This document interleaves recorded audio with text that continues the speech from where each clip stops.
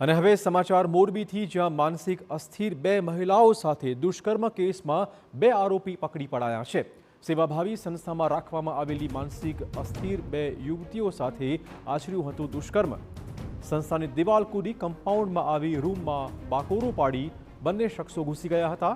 બંને શખ્સોએ રૂમમાં ઘૂસી મહિલાઓ સાથે દુષ્કર્મ આચર્યું હતું। મોરબી સિટી એ ડિવિઝન પોલીસે બંને આરોપી પકડી પાડ્યા છે।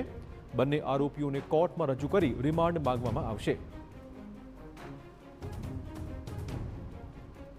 તો મોરબી પોલીસે છેવટે બંને આરોપીની કરી છે ધરપકડ, જેઓને કોર્ટમાં રજૂ કરી રિમાન્ડની માંગણી કરવામાં આવશે। માનસિક અસ્થિર બે મહિલાઓ સાથે દુષ્કર્મ કરાયું।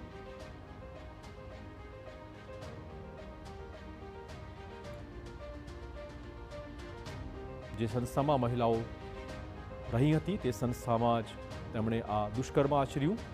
રૂમમાં બાકોરો પાડીને આ બંને શખ્સો રૂમમાં ઘૂસ્યા હતા અને દુષ્કર્મ આચર્યું હતું।